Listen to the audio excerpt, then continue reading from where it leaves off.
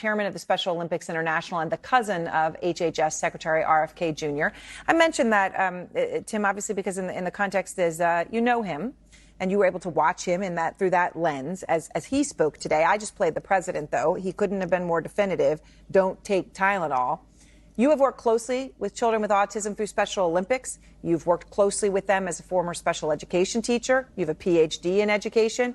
As you hear what the president says and this new recommendation, what's your reaction? Well, I think the first reaction is let's be careful not to stigmatize people with autism. When I watch the president, I watch the secretary, I watch other doctors, I think that what they're trying to do is find ways to help people who are struggling. But look, my family, the Special Olympics movement, has spent a half a century trying to reduce the stigma. So when you hear words like destroying families and epidemic and plague, I worry desperately that people with autism who are living full lives, who are getting married, who are having jobs, who are going to school, who are contributing to their families, they'll feel labeled and stigmatized. And I'm sorry to say, I think there's evidence for that. So the first thing, I think, is to recognize that while autism can produce extremely difficult circumstances for families, most people with autism lead full and fulfilling lives. All right, that is obviously very important. If you want me to go on, I can go on. Well, so I want to give you a chance to respond. So Trump did call autism, by the way, a horrible crisis, right? So that hits to your point of stigma when he said we won't let it happen anymore. But what you heard him play there, don't take it, don't take it, don't take it, don't take it. I'm looking at my readout of it. So, I mean, I'm just trying to count it. Don't use Tylenol. How harmful is a message like that? Well, first of all, I'm not a scientist. I'm not a doctor. I read the studies that are in play here. The studies that the secretary and the president referred to recommend the use of Tylenol in modest doses and for short periods of time when prescribed by a physician as a way of preventing other problems. Fever and pregnancy can be very damaging, as we all know, to unborn children, to the fetus.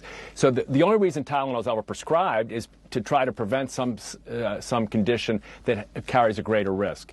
No one's suggesting you just take Tylenol for the fun of it. You only take Tylenol when you have to. That's what the study says. That's what the secretary said.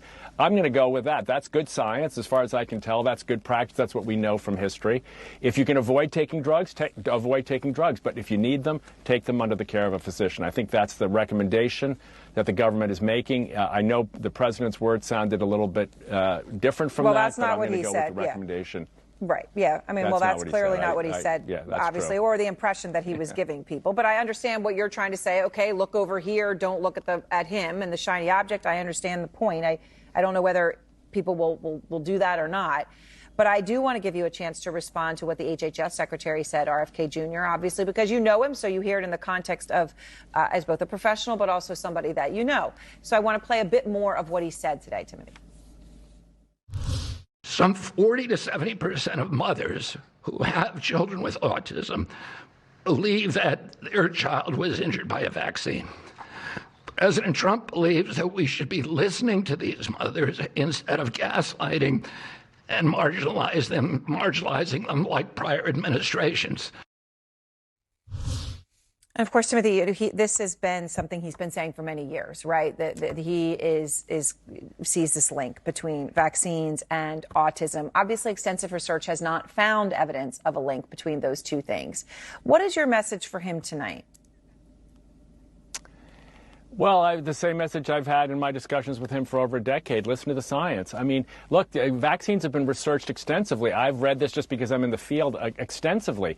If we could have found a link, if we could have found something that caused autism, I think the medical establishment, doctors, certainly men and women who are of childbearing, would have stopped taking the vaccines, would have changed the vaccines, would have changed the doses, the contents of the vaccines. We haven't found anything.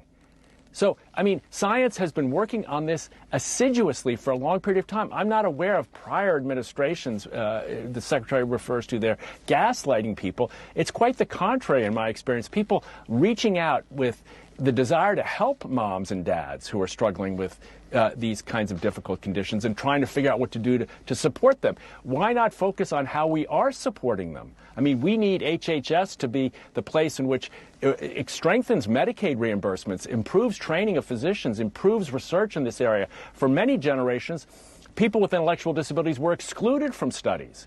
So we want them included in studies so we can learn from what they've experienced and find out what drugs will work for them.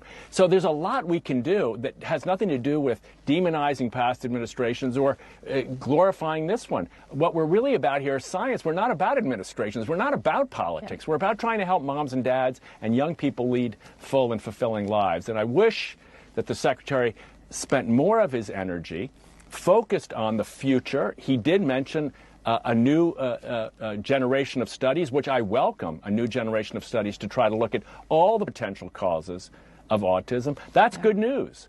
But we don't need the demonizing of people and the castigating of scientists and others as corrupt, and I just don't think that's helpful.